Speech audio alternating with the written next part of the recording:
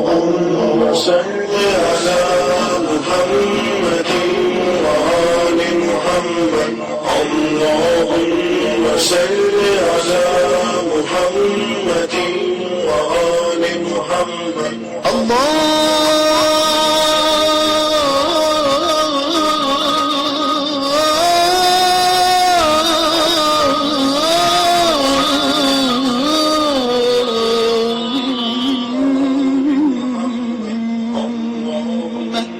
صل على محمد وآل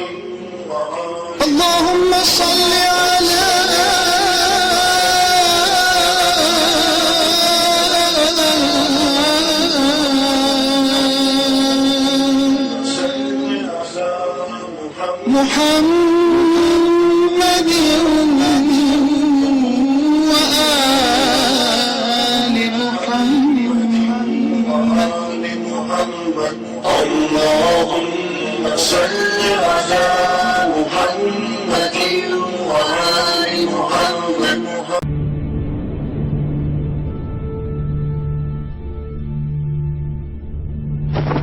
السلام عليك يا أبا عبد الله وعلى الأرواح التي حلت بفنائك عليك مني سلام الله أبدا ما بقيت وبقي الليل والنهار ولا جعله الله آخر العهد من زيارتك. السلام على الحسين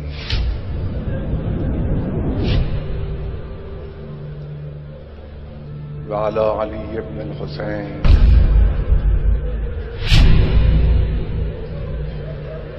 وعلى أولاد الحسين وعلى أصحاب الحسين الذين بذلوا مهجهم دون الحسين عليه السلام.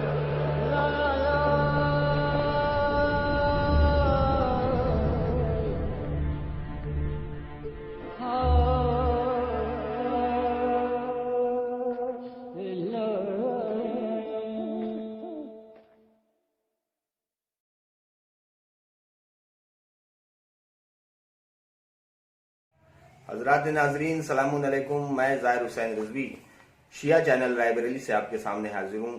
حضرات اس چینل کے ذریعے سے تقریباً روزانہ دینی پروگرام کا سلسلہ جاری و ساری ہے، اور آج بھی ایک اصحال ثواب کی مجلس منعقد ہونی ہے۔ آج ایک مرحوم سید ابو ثمامہ جعفری ابن سید محمد نصیر حسن جعفری صاحب کے اصحال ثواب کی مجلس ہے، جو کہ محترم جناب دلشاد حیدر رضوی صاحب کی طرف سے کرائی جا رہی ہے۔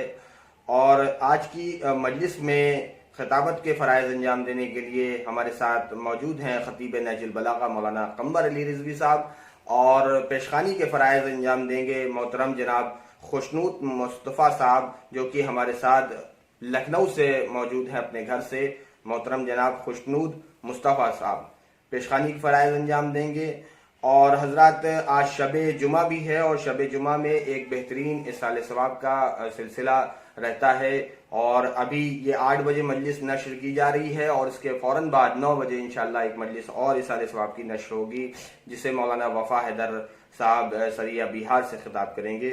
اس میں بھی آپ سبھی ناظرین اور سامعین سے گزارش کی جا رہی ہے کہ اس میں بھی شرکت کریں، لائیو جوائن کریں مجلس کو۔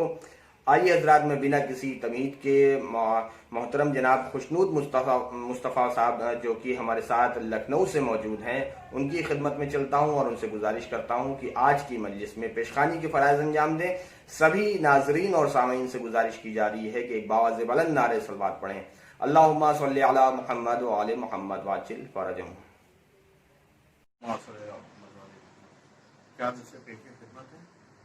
کہ روح تازہ ہو گئی، جنت کے منظر مل گئے، روح تازہ ہو گئی، جنت کے منظر مل گئے، ارے قبر میں جس دم میں پہنچا مجھ کو حیدر مل گئے، ارے شے کے غم میں توڑی تھی جن عورتوں نے چوڑیاں، شے کے غم میں توڑی تھی جن عورتوں نے چوڑیاں، وہ جنت الفردوس کے ان سب کو زیور مل گئے۔ آخر میں ایک مطلب کہ اسلام کے پیش کروں، مطلب سمجھ فرمائے کہ مجھے سا گناہگار گیا کربلا حسین، مجھے سا گناہگار گیا کربلا حسین، ارے میرے لیے یہی ہے تیرا معجزہ حسین، میرے لیے یہی ہے تیرا معجزہ حسین، کہ ہرا گیا بہشت میں دوزخ کو چھوڑ کر، ہر آ گیا بہشت میں دوزخ کو چھوڑ کر، ارے بس اس کو مل گیا جو تیرا نقش پا حسین، بس اس کو مل گیا جو کہ مجلس کی شکل میں کبھی محفل کی شکل میں، مجلس کی شکل میں کبھی محفل کی شکل میں، وہ گھر گھر میں ہو رہا ہے تیرا تذکرہ حسین، گھر گھر میں ہو رہا ہے تیرا تذکرہ حسین، کہ عباس نے جھکا دی جب اس کے سامنے، عباس نے جھکا دی جب اس کے سامنے، اور جب آپ نے لیا ہے کوئی فیصلہ حسین،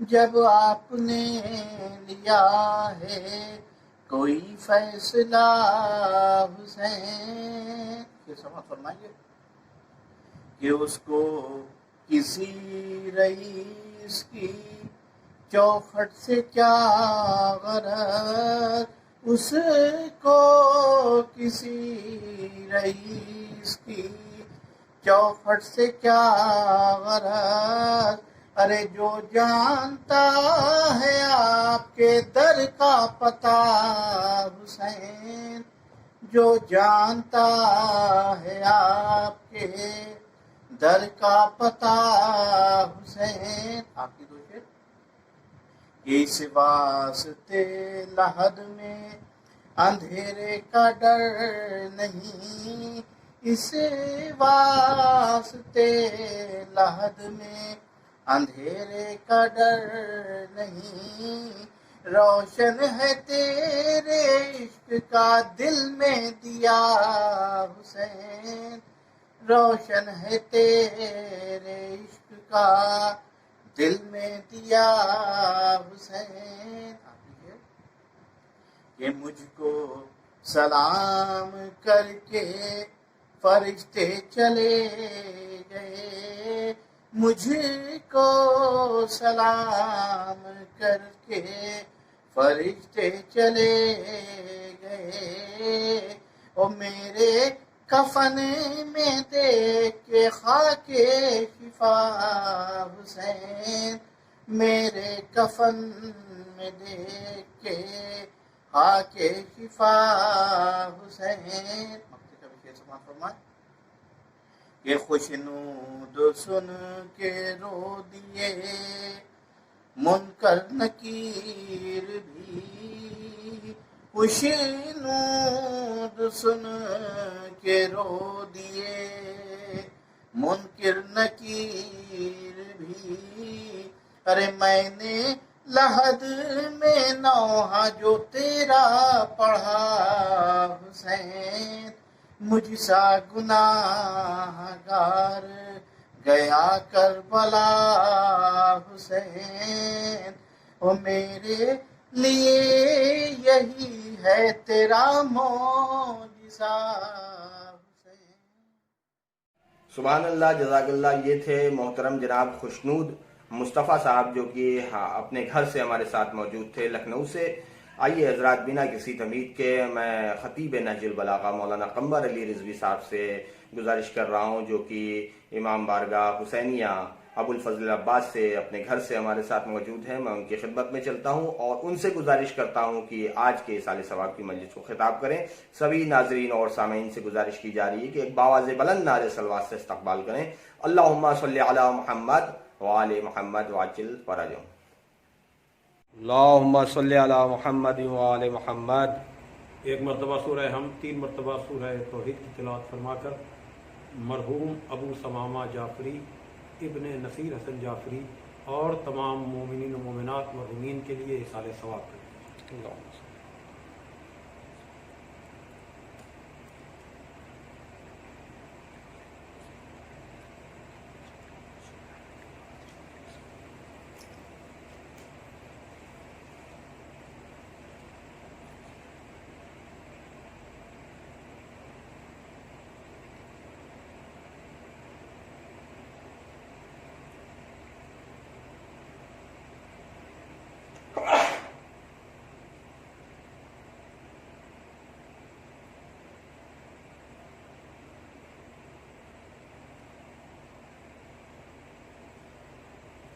فاتحہ۔ بسم اللہ۔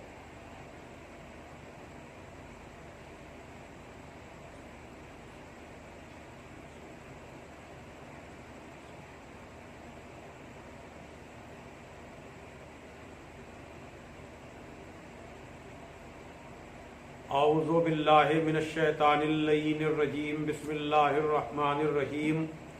الحمد للہ الذی ہدانا لہذا وما کننا لنہتدی لولا ان ہدانا اللہ، لقد جاءت رسل ربنا بالحق، الصلاۃ والسلام علی النبی الامی العربی القرشی المکی المدنی الفتحی الابتہی التہامی الدافع جیشات الاباطیل والدامغ صولات الازالیل، مولن الحق بالحق ابی القاسم محمد، اللہم صلی علی محمد وآل محمد وآلہ الطیبین الطاہرین المعصومین المظلومین الذین عذب اللہ عنہم الرجس وطہرہم تطہیرا۔ اللہم صلی علی محمد وآل محمد ولعنت اللہ علی اعدائہم اجمعین من الآن الی یوم الدین۔ اما بعد فقد قال علی علیہ السلام: من مات منکم علی فراشہ وهو علی معرفت حق ربہ وحق رسولہ واہل بیتہ مات شہیدا۔ اللہم صلی علی محمد وآل محمد۔ بزرگان محترم و دوستان عزیز، یہ مجلس عزا جو جناب دلشاد حیدر صاحب کے برادر نسبتی جناب ابو ثمامہ جعفری صاحب کے ایصال ثواب کی مجلس ہے، جن کا تعلق لکھنؤ سے، اور مولانا میثم زیدی صاحب جو میرے عزیز دوست ہیں، ان سے بھی ان کی قریبی رشتہ داری ہے۔ اس کووڈ-19 یعنی کرونا کے دور میں جس طرح سے ساری مجالس کا سلسلہ تقریباً آن لائن جاری ہے، اور میں بھی مسلسل مجالس خطاب کر رہا ہوں، تو یہ مجلس بھی ان مرحوم کے ایصال ثواب کی ہے، جو اگر یہ وبا نہ ہوتی تو ہم سب ایک جگہ پر جمع ہو کر کے مرحوم کے لیے ایصال ثواب کرتے، لیکن زندگی اور موت یہ سلسلہ جاری اور ساری ہے،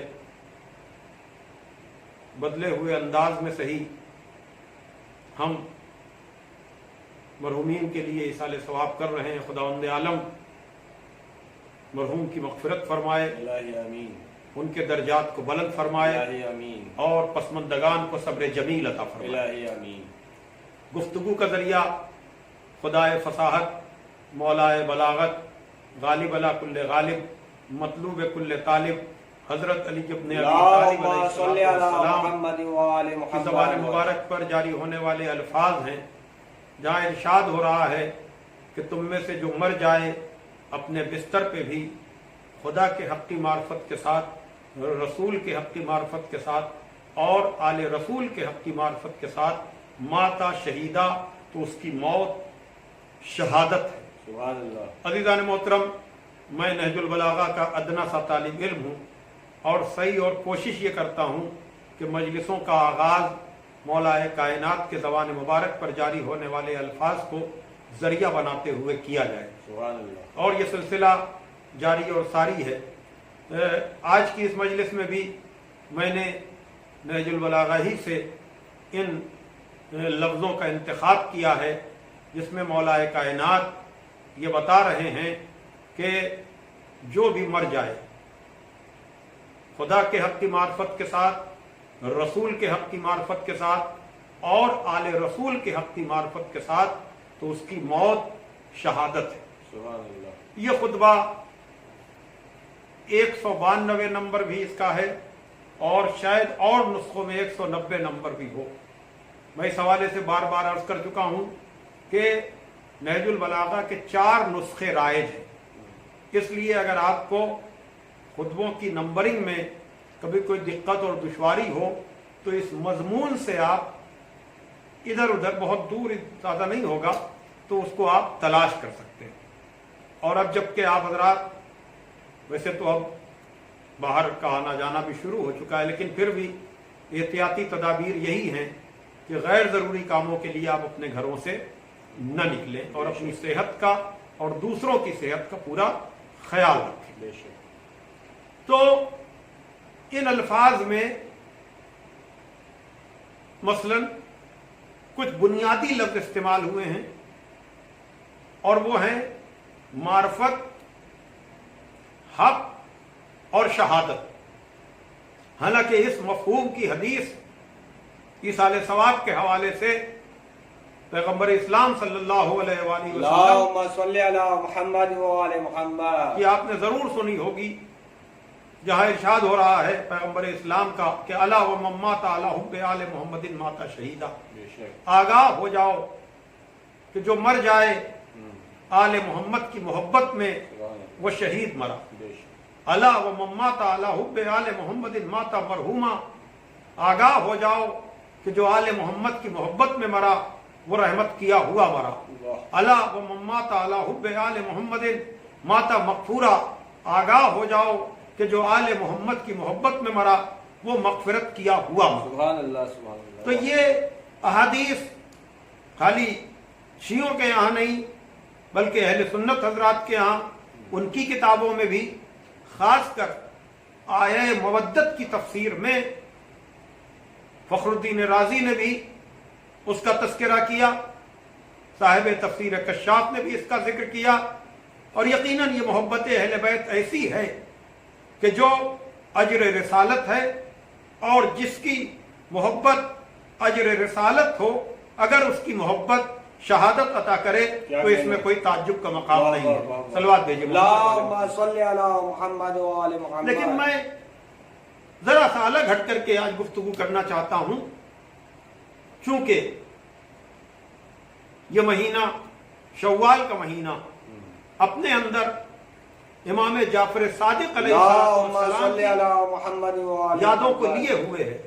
میں نے 15ویں شوال کی مجلس میں جن لوگوں نے سنا ہوگا، پھر بھی ان کی یادوں کو، ان کے حافظے کو تازہ کرتے ہوئے میں نے کہا تھا کہ 2 तारीखों में इस महीने में हम जिक्र इमाम जाफर सादिक अलैहिस्सलाम का एहतमाम करते हैं।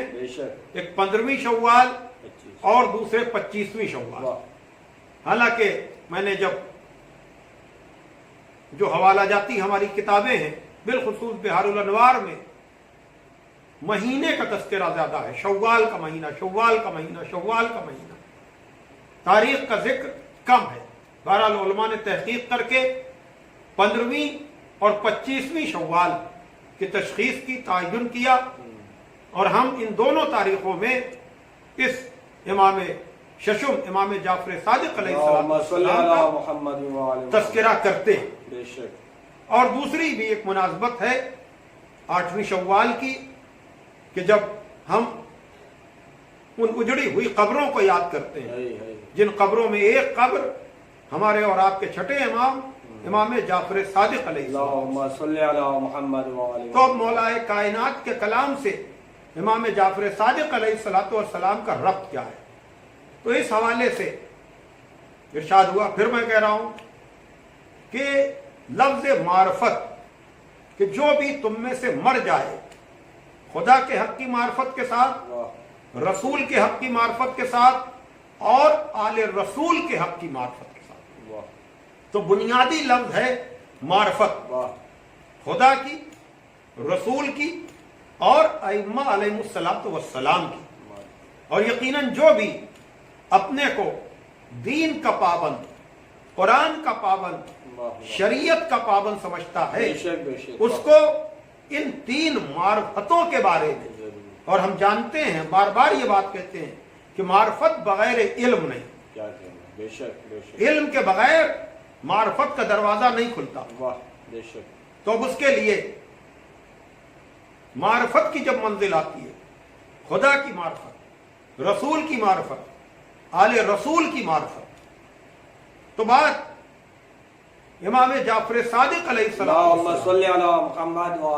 हिशाम इब्न हकम, ये रावी है, हदीस उसूल काफी में है, हमारी 4 हवाला जाती हदीस की किताबें हैं, बहुत चौड़ा है उनका, 4 उसूल काफी, तहजीब, इस्तिफसार, मन ला याज़रुल फकीह, और उसके बाद वसाइल शिया भी है, बिहारुल अनवार भी है, और मैं नहजुल बलागा से सहारा लेता हूं। लेकिन नहजुल बलागा में और दूसरी हमारी हदीस की किताबों में जो फर्क है कि नहजुल बलागा में सिलसिले सनद का तस्करा नहीं है, रावियों का तस्करा नहीं है, इसलिए कि यहां किताब को अदबी बनाकर पेश किया गया है, लिटरेरी बनाकर पेश किया गया है। बातें सब मजहब की हैं, वो एक अलग बहस है। लेकिन जब मार्फत की बात आती है कि खुदा की मार्फत, रसूल की मार्फत, आले रसूल की मार्फत, तो उस मंजिल पर एक जिंदीक ने, हिशाम इब्न हकम रावी है, वो कहते हैं कि जिंदीक ने, यानी बेदीन शख्स ने, जिसे दहरिया भी कहा जा सकता है, उसने पूछा कि आप नबियों की नबूवत को कैसे साबित करेंगे छठे इमाम से? तो आपने इरशाद फरमाया, लम्मा असबतना अन्ना खालिकन सानियन मुतआलियन अन्ना वान जमीय मा खलक, कि जब हमने तुझ पे ये साबित कर दिया, जब हमने ये साबित कर दिया कि हमारा खालिक है, मालिक है, जो कायनात का बनाने वाला है, जो हमसे भी बुलंद है और सारी मखलूकात से भी बुलंद, बेशक बेशक, और वो हकीम में मुतआल है,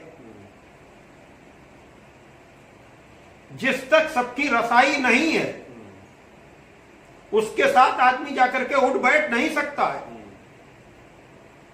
देखिए लफ्जें जो इस्तेमाल की हैं कि साबित कर चुके, गोया कि उसने पहले सवाल किया होगा खालिक के मुताल्लिक, पैदा करने वाले के मुताल्लिक। इसीलिए हम करें कि जब हम साबित कर चुके कि खुदा है, वो खुदा जो हकीम है, और हकीम का कोई काम हिकमत से خالی نہیں بے ہوتا، شک بے شک، واہ واہ واہ، اور وہ پیدا کرنے والا ہے، اور پیدا کرنے والا ہمارا بھی ہے اور ساری مخلوق کا بھی پیدا کرنے والا ہے۔ بے شک، توجہ فرمائیے گا، معرفت کی منزل پر بات کر رہا کیا ہوں، کیا؟ جس نتیجے میں ہمیں شہادت ملنا ہے، خدا کی معرفت، رسول کی معرفت، آل رسول کی معرفت۔ اور بات آئی چھٹے امام تک، چھٹے امام سے پوچھا زندیق نے کہ نبوتوں کو کیسے ثابت کریں گے؟ تو آپ نے کہا جب ہم ثابت کر چکے واہ کہ خالق ہے، واہ، کائنات کا بنانے والا ہے، کیا کہنا، جو حکیم متعال ہے، یعنی اس کی حکمت تک کوئی پہنچ نہیں سکتا، واہ واہ واہ، اور حکیم کا کوئی فعل حکمت سے خالی نہیں ہوتا، بے شک بے شک، اور اس کی مخلوق اس سے مل نہیں سکتی، ہاں، وہ واجب الوجود ہے، بے شک بے شک، وہ جسم و جسمانیات سے مبرہ ہے۔ دیکھیں یہ ساری باتیں کہاں ہوں گی؟ کیا خالق کی معرفت میں ہوں گی۔ ہاں، اب بات وہ کر رہا ہے نبوت کی، واہ، تو جب خالق کی معرفت ہوگی تو وہاں پر عقل اپلائی کرے گی۔ اگر عقل کو آپ اپلائی نہیں کریں گے تو آپ کو خالق سمجھ میں نہیں آئے گا، بے شک، رازق سمجھ میں نہیں آئے گا، مالک سمجھ میں نہیں آئے گا۔ امام نے بتا دیا کہ ہم خالق کے ہونے کو ثابت کر چکے، واہ واہ، توجہ کیجئے گا، اور وہ خالق ہے کیسا ہاں، کہ جسے ہم دیکھ نہیں سکتے، واہ، جو جسم نہیں رکھتا، جس سے ہم مل نہیں سکتے، اور اس کی خلقت بغیر حکمت کے نہیں، تو ہم بھی عبث اور بیکار پیدا نہیں ہوئے۔ بے شک، تو جب عبث اور بیکار پیدا نہیں ہوئے تو ہماری خلقت کے مقصد کو بتائے کیا کون؟ کہنا ہے، واہ واہ واہ، توجہ کیجئے گا، ہماری خلقت کے مقصد کو سمجھائے کون؟ واہ تو واہ، یہاں پر امام نے کہا چونکہ خالقیت ثابت ہو چکی، ہاں، اس کی حکمت ثابت ہو چکی، واہ اور واہ، حکیم ہے، تو ہماری خلقت عبث اور بیکار نہیں، واہ، اور ہم کو اس نے کچھ بتایا نہیں، ہاں، تو لازمی نتیجہ اس کا یہ ہوگا کہ ہمارے اور اس کے بیچ میں کچھ سفیر ہونے بے چاہیے، شک بے شک، واہ کچھ واہ، وسیلے ہونے چاہیے۔ واہ واہ، توجہ کیجئے گا کہ جو شکل و صورت میں تو ہم جیسے ہوں ہاں، لیکن اخلاق و کمالات میں ہم جیسے نہ ہوں، واہ واہ، یعنی اس ایک حدیث میں امام جعفر صادق علیہ السلام نے محمد وآل خالق کی بھی معرفت کرا دی اور نبیوں کی بھی معرفت کرا دی اور ائمہ علیہ السلام کی بھی معرفت کرا دی، خالق کے بھی صفات بتا دیے، نبیوں کے بھی صفات بتا دیے، اماموں کے بھی صفات بتا دیے۔ خالق وہ جو جسم و جسمانیات نہ رکھتا ہو لیکن اس کا کوئی فعل حکمت سے خالی نہ ہو، اور وہ جب حکمت کے تحت اس نے ہم کو پیدا کیا تو وہی تو ہمیں بتائے گا کہ ہماری زندگی کا مقصد کیا ہے، ہم کو اس نے بتایا نہیں، تو لازمی نتیجہ ہے کوئی نہ کوئی وسیلہ اور ذریعہ ہو۔ ایک سلوات بھیجیے آپ محمد وآل محمد۔ تو اب یہاں پر پھر وہی دیکھیے، آپ اگر کامن سینس کو اگر آدمی یوز کرنے لگے تو بہت سے مسئلے معرفت کے نہیں خالی بلکہ عمل کے بھی حل ہوتے چلے جائیں۔ کیوں میں یہ بات کہہ رہا ہوں؟ اس لیے کہ کبھی کبھی آدمی خلط مبحث کرتا ہے، ادھر کی بات کو ادھر، ادھر کی بات کو ادھر ملا دیتا ہے، مثلا اصول دین کو فروع دین میں، فروع دین کو اصول دین میں۔ ورنہ یہ سوال ہوتا ہے، کبھی کبھی آپ بھی سنتے ہوں گے کہ صاحب کوئی 2 رکعت نماز کیوں واجب ہے صاحب صبح کی، مغرب کی 3 رکعت کیوں ہے، اور صبح کی نماز زور سے کیوں پڑھنی چاہیے، مغرب کی شروع کی 2 رکعتیں زور سے کیوں پڑھی جائیں؟ صاحب عقل کا تقاضا تو یہ ہے کہ ہمیں اس کا سبب معلوم ہونا چاہیے۔ تو وہی بات کہ دیکھیے قرآن مجید دعوت تعقل، دعوت تفکر دیتا ہے، بے شک کہ کوئی بھی بات غور و فکر کے بغیر، تعقل اور تفکر کے بغیر نہ مانو، لیکن سمجھنے کی ضرورت یہ ہے کہ قرآن کہاں پر غور و فکر کی دعوت دیتا ہے اور کہاں پر اطاعت کا حکم دیتا ہے۔ جہاں تعقل اور تفکر ہے وہاں حکم اطاعت نہیں ہے، اس لیے کہ وہاں آپ کو طے کرنا ہے کہ آپ کا خالق کون ہے، واہ واہ آپ کا رازق اور مالک کون ہے۔ واہ واہ یعنی اصول دین میں بغیر غور و فکر کے نہ مانیے، لیکن جب غور و فکر کر کے مان لیا واہ واہ کہ وہی ہمارا خالق ہے، وہی ہمارا رازق ہے، وہی ہمارا پیدا کرنے والا ہے، اب اس کی اطاعت میں اب اس کا حکم معلوم ہونے کے بعد اب غور و فکر نہ کریں۔ اس لیے کہ ابھی جو میں نے حدیث چھٹے امام کی پڑھی اس میں یہ موجود ہے کہ وہ خالق حکیم بھی ہے، اور حکیم کا کوئی حکم حکمت سے خالی نہیں ہوتا، ولو یہ کہ ہم اسے سمجھیں یا نہ سمجھیں۔ تو جہاں غور و فکر کرنا ہے وہاں غور و فکر سے کام لیجئے، اور جہاں اطاعت کرنا ہے وہاں سر تسلیم خم کر دیجئے، وہاں اب غور و فکر نہ کیجئے۔ صلوات بھیجے محمد۔ اللہم صلی علی محمد و آل محمد۔ دوبارہ اس ایک حدیث میں امام جعفر صادق علیہ السلام نے خالق کے متعلق بھی، نبیوں کے متعلق بھی، اور ائمہ علیہ السلام کے متعلق بھی سب کچھ بتا دیا۔ بے شک بے شک۔ اب وہ کیسے؟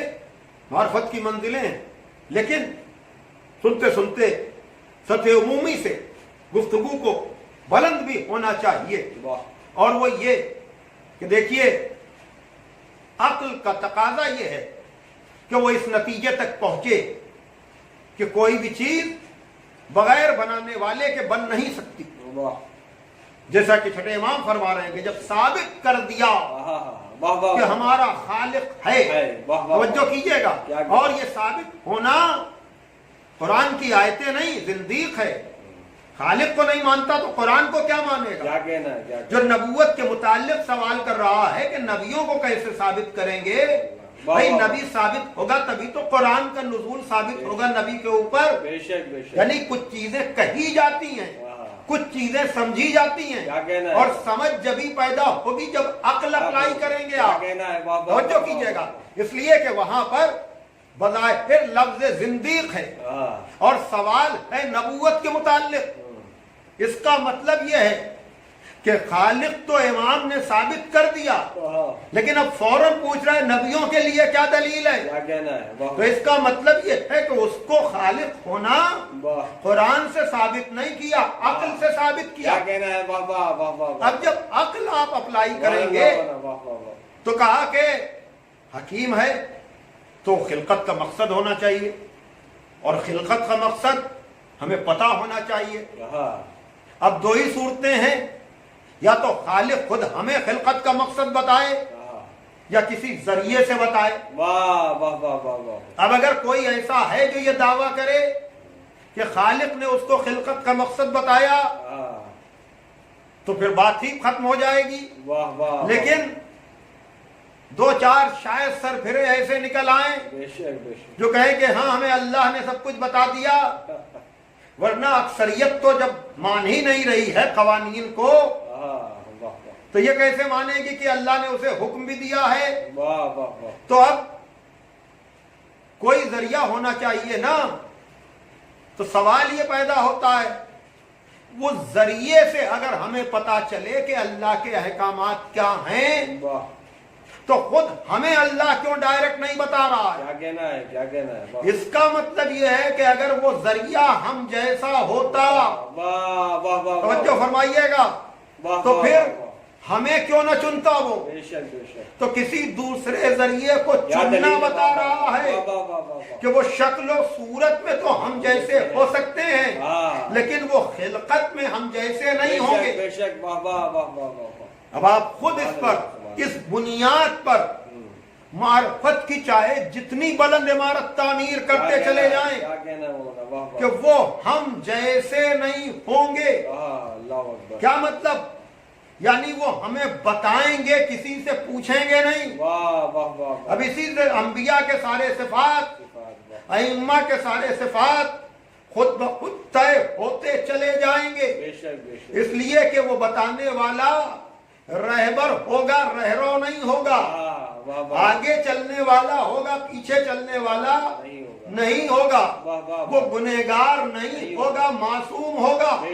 توجہ فرما رہے ہیں؟ تو گویا کہ امام صادق علیہ السلام کی اللہم صلی اس علی ایک حدیث میں خود خالقیت بھی، نبوت بھی، واہ واہ واہ امامت بھی، واہ واہ واہ یہ ساری چیزیں سمٹ کر آ گئیں۔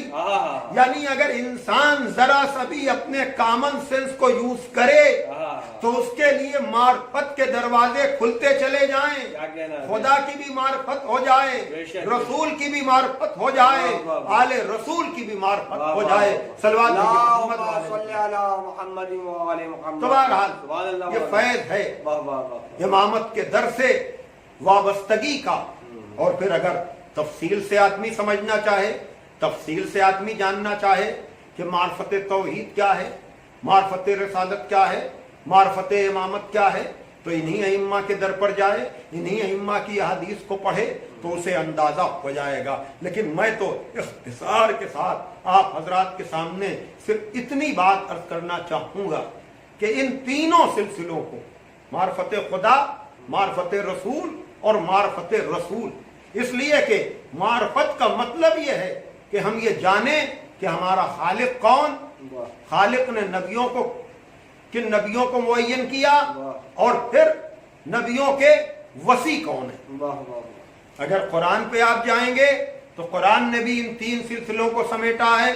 کبھی کہا اطیعوا اللہ واطیعوا الرسول واولی الامر منکم، اطاعت کرو اللہ کی، اطاعت کرو رسول کی، اور اطاعت کرو صاحبان امر کی۔ کبھی کہا انما ولیکم اللہ ورسولہ والذین آمنوا الذین یقیمون الصلاۃ ویؤتون الزکاۃ وہم راکعون۔ اللہ ولی، رسول ولی، اور وہ ولی جو صاحبان ایمان ہیں، نماز کو قائم کرتے ہیں اور حالت رکوع میں زکوٰۃ دیتے ہیں، چاہے اطاعت کے رخ سے آئیں چاہے ولایت کے رخ سے۔ توجہ کیجئے گا، ایک ہے ولایت اور ایک ہے اطاعت۔ ولی کے معنی جو ہم سے بزرگ ہو، توجہ کیجئے گا، اطاعت اسی کی ہوگی جو آپ سے بزرگ ہو۔ بزرگ علم میں، شجاعت میں، بہادری میں، یعنی صفات کمالات جو ہیں، بھئی آپ اسی کی تو اطاعت کریں گے۔ ظاہر سی بات ہے کہ آدمی کمتر کی تو اطاعت کرے گا نہیں، جو برتر ہوگا اسی کی تو اطاعت کرے گا، اور برتر وہی ہوتا ہے کہ جو کمالات میں برتر ہو۔ کیا کہنا ہے؟ صلوات دیجیے اللہم صلی علی محمد وآل محمد۔ بہرحال بیان کو اگر پھیلایا جائے تو گھنٹوں پر گفتگو محیط ہو سکتی ہے، اور اگر اس بیان کو سمیٹا جائے تو یقیناً میں کہہ سکتا ہوں کہ اگر خدا کی معرفت کے لیے، رسول کی معرفت کے لیے، آل رسول کی معرفت کے لیے امام صادق کی یہ حدیث جس میں اس کی خالقیت اور اس کی ثانیت کی بات ہے، اور پھر مخلوق کا فرق بتایا گیا ہے، اور اگر آیتوں کی طرف آپ جائیں تو آپ کو اگر ان دو آیتوں پر خالی آپ غور کر لیں، ایک آیے اطاعت اور ایک آیے ولایت، ظاہر سی بات ہے کہ اطاعت کے دائرے سے اگر آپ آئیں گے تو اللہ کی تو اطاعت ہونی چاہیے، وہی ہمارا خالق ہے، وہی ہمارا رازق ہے، وہی ہمارا پالنے والا ہے۔ لیکن پھر وہی بات، اطاعت اگر خالی نظریے کی ہوتی تب تو اطیع اللہ پر بات رک جاتی۔ توجہ فرمائیے گا، لیکن ہم سب جانتے ہیں کہ اسلام خالی آئیڈیالوجی کا دین نہیں ہے، بلکہ پریکٹس کا دین بھی ہے۔ یعنی خالی نظریے کا نام اسلام نہیں ہے، نظریے پر عمل کرنے کا نام بھی اسلام ہے، تو اس کے لیے کوئی عملی نمونہ بھی ہونا چاہیے، اور عملی نمونہ پروردگار بن نہیں سکتا، چونکہ وہ جسم و جسمانیات سے بری ہے، وہ جسم و جسمانیات نہیں رکھتا۔ توجہ کیجئے گا، اور پھر اسی سے متعلق دوسری بات کہ اب اگر اس کا سفیر، اس کا نبی، اس کی حجت اگر پیکرے بشری میں آئے گی تو وہ ہم جیسی نہ ہوگی، شکل و صورت میں ہم جیسے ہوں گے وہ، ورنہ جب ہم میں ان میں فرق نہیں تو انہی کو ذریعہ کیوں بنایا؟ ذریعہ بنانے کا مطلب ہی ہے کہ ہم اور ہیں اور وہ اور ہیں۔ اور ایک چیز اور بھی، چلیے یہ بات پہنچ رہی ہے تو یہ بات بھی پہنچ جائے، پھر انشاءاللہ کبھی تفصیل سے اس پر گفتگو ہوگی، اور وہ یہ کہ دیکھیے عقل کی بات، اسی لیے اصول کافی یا ہماری اور حدیثوں کے مجموعے آپ اٹھائیں گے تو اس میں پہلے سب سے گفتگو ہوتی عقل پر. تو میں نے بھی اشارہ کیا کہ اگر عقل کو، کامن سینس کو اگر آدمی صحیح طرح سے استعمال کر لے تو پھر بہت سے مسئلے جو آج بہت سے لوگ قرآن کی آیتوں کو لے کر کے نبیوں کے متعلق غلط فہمی پیدا کرنا چاہتے ہیں، بالخصوص جناب آدم کے متعلق جو بات کی گئی کہ ان کے لیے لفظ عصا استعمال ہوا ہے عین صاد یا، اور وہاں تو وہ تو گناہ کے معنی میں یا گنہگار کے معنی میں وہ لفظ ہے، یا اور بھی نبیوں کے لیے لفظ ظلم کی نسبت دی گئی. تو اگر آپ ظاہری لفظوں کو لیں گے تو پھر وہی بات، اگر آپ نے عقل کو استعمال نہ کیا، توجہ کیجئے گا، تو بات شروع ہوگی. ہمارا سلسلہ یہ ہے، آپ سمجھیے میں بات کر رہا ہوں معرفت خدا کی، میں بات کر رہا ہوں معرفت رسول کی، میں بات کر رہا ہوں معرفت ائمہ کی. تو معیار ایک ہوگا، معرفت خدا کا، معرفت رسول کا، معرفت امام کا. جو چیز ہمیں عطا کرے گی شہادت، توجہ کیجئے گا، تو بات نبیوں کی معرفت کی تو بعد میں آئے گی، پہلے تو معرفت خدا کی بات ہوگی نا. آپ یہی کہہ رہے ہیں نا کہ اگر قرآن میں لفظ عصا استعمال ہوا تو ہم تو اب نبی کو معصوم نہ مانیں گے، لوگ مانتے ہیں تو مانتے رہیں. تو سوال یہ پیدا ہوتا ہے کہ قرآن میں تو خدا کے لیے جسمانی اعضاء کا بھی ذکر ہے، جسمانی اعضاء کا، ید اللہ، اللہ کا ہاتھ. تو کیا مطلب؟ آپ یہاں پر کیونکہ قرآن میں لفظ ید یعنی ہینڈ موجود ہے، اس لیے کہ آپ یہ بحث کریں گے کہ آپ عقلی طور پر ثابت کرتے رہیے کہ خدا جسم نہیں رکھتا، تو مجسمہ بن تو گئے لوگ، تخت پر بٹھا تو دیا. شب جمعہ میں ان کا خدا تخت پر بیٹھتا ہے اور تخت چرچراتا ہے. تو وہی بات، آپ نے قرآن کے لفظوں کے ساتھ انصاف نہیں کیا. لفظ ید کو اگر لے کر آپ بیٹھیں گے تو خدا مجسم ہو جائے گا، اور عقلاً ثابت ہو چکا کہ خدا جسم. بھائی حدیث ابھی میں نے چھٹے امام کی بتائی کہ اگر جسم رکھتا ہوتا تو لوگ اس سے جا کر ملتے تو پھر نبیوں اور سفیروں کی ضرورت نہ ہوتی. نبیوں کی ضرورت، سفیروں کی ضرورت اسی لیے تو ہوئی نا کہ اس سے لوگ ملاقات نہیں کر سکتے چونکہ وہ جسم نہیں رکھتا. اور قرآن میں لفظ ید موجود ہے، ید یعنی ہاتھ، ہینڈ. آپ کہتے رہیے وہ جسم نہیں رکھتا، لیکن قرآن تو کہہ رہا ہے کہ لفظ ید. تو کیا خدا کو جسم و جسمانیات والا مان لیں گے؟ تو ہر آدمی کہے گا نہیں صاحب، یہاں پر ید کے ایسے معنی کیے جائیں گے جس سے اس کا جسم ہونا ثابت نہ ہو. یہاں پر ید کے معنی ہاتھ کے نہ ہوں گے بلکہ ید کے معنی قدرت کے ہوں گے. توجہ کیجئے گا. اسی طرح سے اور جو بھی لفظ استعمال ہوئے ہوں ان کی تعویل کی گئی علماء امامیہ ہی نے اور بھی لوگوں نے کہ خدا جسم نہیں رکھتا. تو اگر جسم اور اعضاء سے متعلق آیت موجود ہوگی تو اس کی تعویل کی جائے گی تاکہ عقلی طور پر جو جسم سے انکار ہو چکا اس سے یہ دلیل نہ ٹکرائے. تو جو پیمانہ معرفت خدا کے لیے ہے وہ معرفت نبی و امام کے لیے آ کر بدل کیسے جائے گا کہ جس طرح سے وہاں لفظ ید ہاتھ کے معنی میں استعمال نہ ہوگا اسی طرح سے اگر وہ لفظ قرآن میں استعمال ہوں جو انبیاء کی عصمت کے منافی ہو رہی ہوں تو اس کی بھی اسی طرح سے تعویل کی جائے گی جیسے لفظ ید کی تعویل کی گئی ہے. اس لیے کہ جس طرح سے عقلاً یہ ثابت ہے کہ خدا جسم نہیں رکھتا اسی طرح سے عقلاً یہ ثابت ہے کہ خدا کا بنایا ہوا سفیر، خدا کا بنایا ہوا نبی، خدا کا بنایا ہوا امام گنہگار نہیں ہو سکتا ہے. صلوات بھیجو محمد.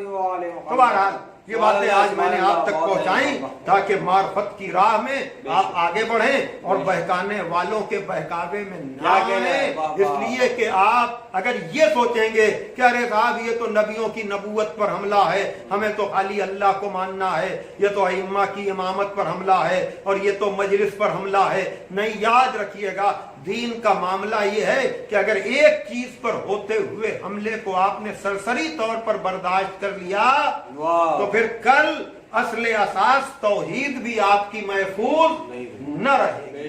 بس یقیناً یہ مجلسیں بھی ہمیں یہی سکھاتی ہیں یقیناً کہ ہم دین میں کسی کی بھی دخل اندازی کو قبول نہ بے کریں. شک، وقت بے شک. ہوتا واہ، تو واہ. میں اور بھی تفصیلات آپ کو دیتا، لیکن بہرحال سبحان میں اللہ. پھر آخر میں یہی کہوں گا کہ آپ میرے لفظوں پر اکتفا نہ کریں اور ان کو معرفت کا ذریعہ اور وسیلہ بنائیں اور خود بھی جا کر کے کتابوں کی طرف رجوع کریں تاکہ آپ کو اندازہ ہو جائے بے کہ شک. معرفت خدا، واہ. معرفت رسول واہ، اور واہ. معرفت ائمہ علیہ الصلوۃ والسلام کی منزلیں کیا ہیں، بے شک بے شک جو چیزیں آپ کو شہادت عطا کریں بے گی. شک. شہادت زندگی کا دوسرا نام. بے شک. اور یقیناً عزیزان محترم انہی کی محبت سے معرفت خدا بھی ہے، معرفت رسول بھی ہے اور معرفت دین بھی ہے. اس لیے کہ اسی دین کے لیے آل محمد علیہ الصلوۃ والسلام نے اپنا سب کچھ قربان کر دیا. اور یقیناً بے شک. یہ ہمارے یہاں کا انداز ہے ہاں. کہ جب بھی ہمیں اپنے یہاں کوئی غم آتا ہے تو ہم ان کے غم کو یاد کر کے اپنے غم کو ہلکا کرتے ہائے، ہائے، ہیں. اور یقیناً اس وبا کے دور میں ہائے. تو اور کربلا والے یاد آتے ہیں. کیا کہنا. واہ واہ واہ. ہو جائے گا تجھ کو بھی کچھ احساس کربلا، ہائے، ہائے. ہو جائے گا تجھ کو بھی کچھ احساس کربلا، تنہا کسی عزیز کی میت کو ہائے، پاتے ہیں. واہ واہ. یقیناً ہوگا احساس لوگوں کو بے شک بے شک. کہ ہم ایک جگہ جمع ہو کر کے اپنے جانے والے کو یاد نہیں کر سکتے. تیجے کس طرح سے ہو رہے ہیں، ہائے، ہائے. 40ویں کس طرح سے ہو رہے ہیں. لیکن میں کہوں گا اے حسین کی مجلس کے ذریعے سے اپنے مرحومین کے لیے ایصال ثواب کرنے والوں، آؤ دیکھو یہ تو وبا کی وجہ سے آپ کچھ نہیں کر پا رہے ہیں، لیکن ایک گھر اور بھی ہے کربلا والوں کا، ان کے نام پہ آپ مجلس کرتے ہیں. ایسا نہیں ہے کہ وہاں غم منانے والے نہیں تھے، بے شک بے شک. واہ. لیکن عزیزو غم منانے والے تو تھے. ارے وہ بہن موجود ہے، اللہ اکبر، جس بہن نے اپنے نانا کا بھی ماتم کیا، بے شک بے شک. اپنی ماں کا بھی ماتم کیا اور اپنے بابا اور اپنے بھائی کا بھی ماتم کیا. ہاں عزادارو، یقیناً عجیب دور سے انسانیت گزر رہی ہے، بے شک بے شک. لیکن یاد رکھیے گا کربلا والوں کا غم ہائے، ہائے. ہمیں عزم بھی دیتا ہے، حوصلہ بھی دیتا ہے. اس لیے کہ کربلا کی یاد میں یہ اثر ہے کہ وہ غم بھی ہے اور دوا بھی ہے. بے شک بے شک. تو میں ذکر کر رہا تھا اس بہن کا ہائے، ہائے. جسے ثانیہ زہرا کہا جاتا ہے. آپ کو پتا ہے نا جناب زینب نے اپنے نانا کا بھی ماتم کیا، اپنی ماں کا بھی ماتم کیا، بلکہ یہاں تک کہا جاتا ہے جناب زینب کمسن تھیں لیکن ماں کے زخموں پہ مرہم رکھنے والی تو یہی تھی نا. اللہ اکبر. اور بابا کا جنازہ جب گھر سے نکلا ہے تو گھر کے اندر تو سب کو سنبھالنے والی جناب زینب ہی ہے نا. اور پھر آئیے اب اس کے بعد مولا حسن کے جنازے سے تیر نکالنے والی بہن بھی تو یہی ہے نا. عزادارو، اس منزل پر بے ساختہ مجھے یاد آ جاتا ہے کہ امام حسن کا جنازہ، وہ جن کی اجڑی ہوئی قبر جنت البقیع میں ہے، آپ کو معلوم ہے نا امام حسن کا جنازہ جب گیا ہے وصیت یہی تھی کہ ہمیں نانا کے پہلو میں، اور اگر لوگ تیار نہ ہوں تو ہمیں جنت البقیع میں ماں کے پہلو میں دفن کر دینا. ہاں عزادارو، لیکن جنازے پر تیر چلے ہیں اور جناب زینب نے اپنے ہاتھوں سے اپنے بھائی کے جنازے سے تیر نکالے ہوں گے. لیکن عزادارو ذرا اندازہ لگائیے، وہ ثانیہ زہرا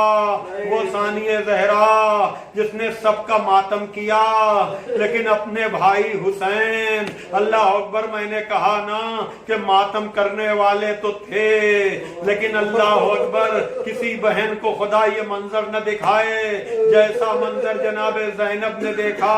آپ کو پتا ہے نا. ہاں عزادارو، اس لیے کہ مولا حسین ہر لاشے پر جاتے تھے اور لاشیں کو اٹھا کر کہتے تھے اللہم تقبل منا ھذا القربان، پروردگار تو اس قربانی کو قبول کر لے۔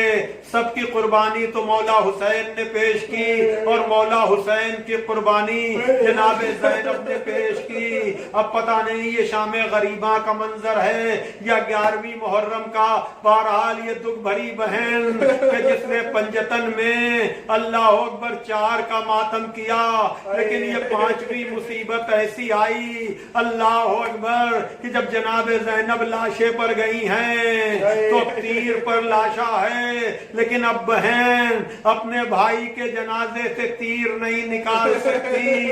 ہاں زادارو، جب کسی گھر میں وہی منظر دہرایا جاتا ہے تو پہلا منظر بھی یاد آ جاتا ہے۔ ہاں زادارو، بھائی کے لاشیں پر جب پہنچی ہیں اور بدن میں لگے ہوئے تیر دیکھے ہوں گے تو تڑپ گئی ہوں گی اور اپنا وہ بھائی یاد آ گیا ہوگا جس کے جنازے سے تیر نکالے ہوں گے۔ عجب نہیں تڑپ کر کہو بھیا آج آپ کی بہن اس طرح سے آپ کے جنازے پر آئی ہے کہ آپ کے بدن سے تیر بھی نہیں نکال سکتی۔ اس لیے کہ تیر کیسے نکالے؟ اس لیے کہ جب حسن کا جنازہ آیا تھا تو ہاتھ پسے گردن سے بندھے ہوئے نہیں تھے، لیکن بھیا آپ کا جنازہ، میں کہوں گا مولا حسین کے جنازے پر یقیناً جناب زینب نے بھی مرثیہ پڑھا۔ سید سجاد کا تذکرہ بھی آپ سنتے ہیں نا کہ چہرے کا رنگ متغیر ہوا تھا اور بی بی زینب نے کہا میرے لال اپنے کو سنبھالو، یہ تمہارا کیا عالم ہے، لیکن عزاداروں زیادہ کتابوں میں نہیں ملتا۔ صرف تصور کیجئے کہ جب ثانی زہرا کا یہ عالم ہے، جب سید سجاد کا یہ عالم ہے بیٹے کا، تو سکینہ کے اوپر کیا گزری ہوگی۔ عجب نہیں سکینہ باپ کے قدموں سے لپٹ کر کہہ رہی ہوں کہ بابا میں تو نہ جاؤں گی۔ پتہ نہیں بی بی زینب نے، سید سجاد نے سکینہ کو کیسے آمادہ کیا ہوگا۔ چلے گئے مسافر، پڑی رہی لاشیں، واہ حسینہ واہ علیہ واہ عباسہ، الا لعنت اللہ علی القوم الظالمین، سیعلم الذین ظلموا ای منقلب ینقلبون۔ پروردگار عالم ہماری اس عبادت کو شرف قبولیت عطا فرما، اس ذکر کو مرحومین کے لیے بہترین ایصال ثواب فرما، پسماندگان کو صبر جمیل عطا فرما، ہمارے ایمان کو کامل فرما، ملت کو متحد فرما، سرکار امام زمانہ عجل اللہ تعالی فرجہ الشریف کے ظہور میں تاجیر، اور ہمیں اس لائق بنا کہ ہمارا شمار بھی ان کے انصار و اعوان میں ہو سکے۔ اللہم تقبل منا انک انت السمیع العلیم۔ پھر آپ حضرات سے گزارش ہے کہ 1 مرتبہ سورہ ہم، 3 مرتبہ سورہ توحید کی تلاوت فرما کر مرحوم ابو ثمامہ جعفری ابن نصیر حسن جعفری اور تمام مومنین و مومنات مرحومین کے لیے ایصال ثواب